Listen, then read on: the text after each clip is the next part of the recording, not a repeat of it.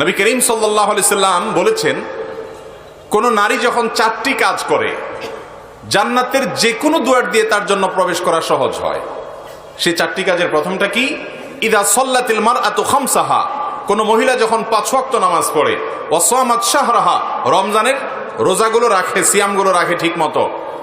আর ওয়া আতাআত যাওজাহা, স্বামীর নির্দেশ মেনে চলে, আনুগত্য করে, স্বামীর কথা শুনে, ওয়া হাফিজাত ফারজাহা, নিজের ইজ্জতকে হেফাজত করে, সেক্সুয়াল যত অপরাধ হতে পারে, অবৈধ হারাম সম্পর্ক হতে পারে, সেটা অনলাইনে হতে পারে, অফলাইনে হতে পারে, সবগুলো থেকে নিজেকে বাঁচিয়ে রাখে, এই নারীর জন্য মাত্র 4টি কাজের বিনিময়ে আল্লাহ রাব্বুল আলামিন জান্নাতে যে কোনো দুয়ার দিয়ে প্রবেশ করার সুযোগ রেখেছে। মহিলাদের জন্য জান্নাতে যাওয়া ভাই এত সহজ আল্লাহ তাআলা করে দিয়েছেন যে হারাম হালাল বাজ বিচার